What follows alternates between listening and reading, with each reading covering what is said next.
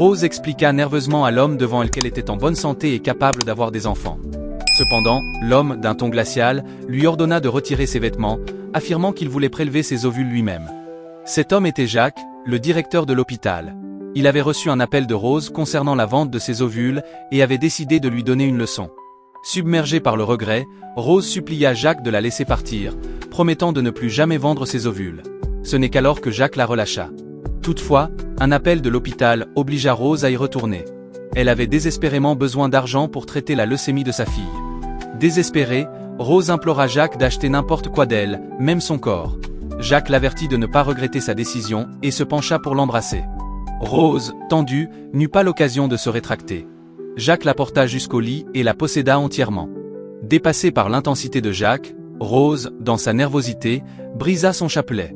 Par la suite, Jacques laissa une somme d'argent suffisante pour couvrir les frais médicaux de sa fille. Néanmoins, un événement inattendu survint. Rose découvrit qu'elle était enceinte. Pour se concentrer sur le traitement de sa fille, elle décida d'interrompre la grossesse. Mais sa fille, avec un sourire, la supplia. « Ne fais pas ça, maman.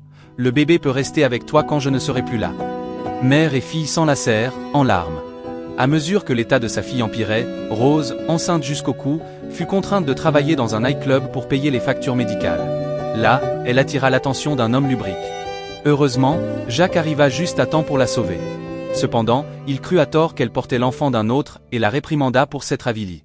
Ce n'est que lorsque la sœur de Jacques, gynécologue, lui rappela que l'enfant était probablement le sien que la vérité éclata. Les problèmes s'accumulèrent. L'ex-mari de Rose réapparut soudain, exigeant de l'argent et menaçant de vendre leur fille. Lorsqu'elle refusa, il retira sa ceinture et commença à l'agresser.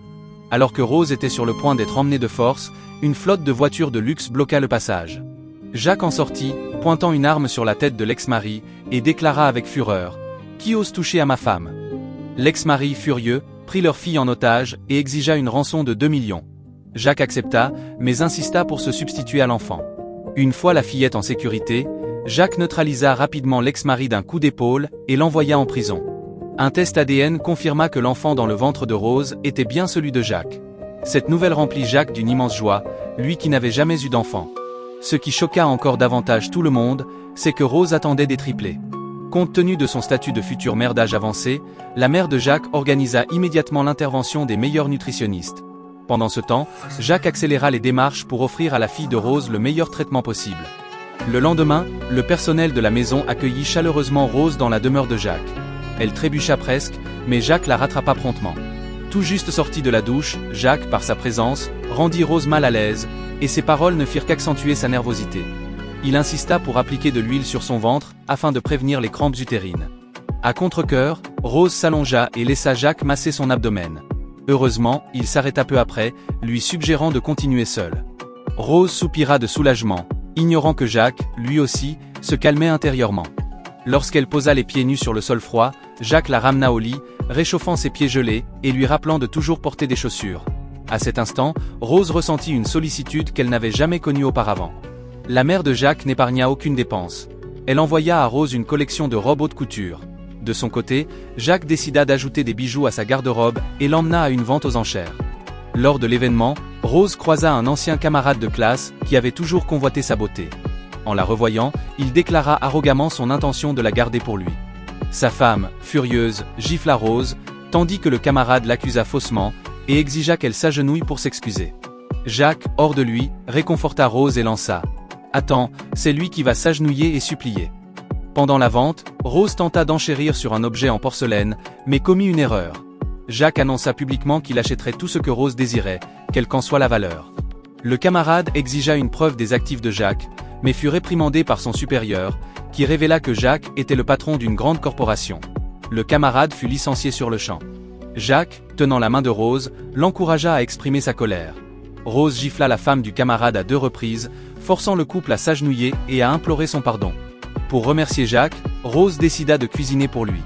Jacques, qui n'avait jamais mis les pieds dans un marché, faillit se faire arnaquer, mais les talents de négociatrice de Rose le sauvèrent, ce qui l'impressionna grandement. Tentant de l'imiter, Jacques acheta un assortiment chaotique d'ingrédients, déclarant avec assurance qu'il cuisinerait pour elle. Il s'embrouilla en cuisine, mais étonnamment, parvint à préparer un délicieux bol de nouilles de longévité. Émue, Rose lui demanda comment il savait que c'était son anniversaire. En souriant, Jacques lui passa un collier autour du cou en guise de cadeau. Cette nuit-là, Rose invita Jacques à rester. Mais, mal interprétant ses intentions, il l'embrassa. Embarrassée, Rose lui rappela qu'elle était encore enceinte. En tant que médecin, Jacques sourit et répondit « Après 3 mois, c'est parfaitement sûr ». Sur ces mots, il approfondit son baiser. Rose prépara du porridge et projeta de l'apporter à Jacques, qui travaillait tard. Cependant, elle faillit percuter Amy dans un couloir de l'hôpital. Au lieu de s'excuser, Amy l'accusa de lui barrer le chemin. Pire encore, Amy se faisait passer pour l'épouse de Jacques en lui apportant de la nourriture, affichant cette fausse identité devant les infirmières.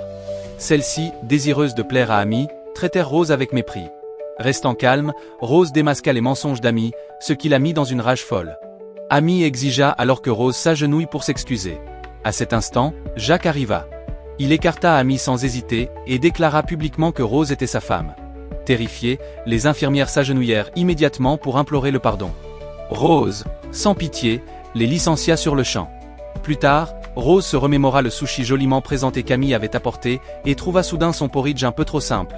Mais Jacques la rassura doucement, disant « Tout ce que tu fais, je l'aimerai ». En parlant, il se pencha pour lui voler un baiser. La douceur de l'instant fit sourire la sœur de Jacques, qui, observant de loin, s'exclama, les yeux couverts « Vous deux, c'est trop ». La sœur de Jacques invita le couple à un week-end de camping, une escapade relaxante qui rapprocha rapidement Rose et Jacques. Leur relation s'approfondit à mesure qu'ils passaient du temps ensemble. Cependant, Amy, loin de renoncer, enfila une tenue provocante et tenta de séduire Jacques au campement. Elle ne récolta que son sarcasme cinglant et un rejet humiliant.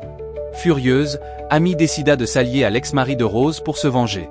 Utilisant leur fille comme appât, l'ex-mari attira facilement Rose à un rendez-vous. Mais à son arrivée, elle découvrit qu'il s'agissait en réalité d'Amy déguisée. L'ex-mari saisit l'occasion pour attaquer Rose et tenta de la tuer. Au moment où la situation devenait critique, Jacques intervint à temps pour la sauver. Malheureusement, le choc provoqua chez Rose une hémorragie sévère. Les médecins informèrent Jacques qu'il ne pouvait sauver que Rose ou les bébés. Sans hésiter, Jacques choisit Rose. Bien qu'elle tombât dans le coma, la confession sincère de Jacques la ramena à la conscience. Quelques jours plus tard, Rose donna naissance à des triplés en toute sécurité. La mère de Jacques, transportée de joie, proposa même de transférer toutes ses parts à Rose. Cependant, Rose, avec un sourire, déclina poliment, disant « Je veux seulement que notre famille soit en sécurité et en bonne santé. C'est assez pour moi. » Sa générosité toucha profondément la mère de Jacques. Pendant ce temps, Jacques s'occupa de l'ex-mari de Rose et d'Amy. Lorsque l'ex-mari implora sa clémence, Jacques répondit froidement « Je te tailladerai coup par coup avec un scalpel, mais j'éviterai tes artères principales pour que tu vives dans la douleur. » En fin de compte, l'ex-mari et Amy reçurent la punition qu'ils méritaient. Une fois les tumultes derrière eux, la sœur de Jacques amena Rose à lui. En présence de leurs amis et de leur famille, Jacques s'agenouilla et, avec une sincérité émouvante, demanda Rose en mariage. Émue aux larmes, Rose accepta avec joie. Dès ce jour, Rose et Jacques entamèrent une vie douce et heureuse ensemble.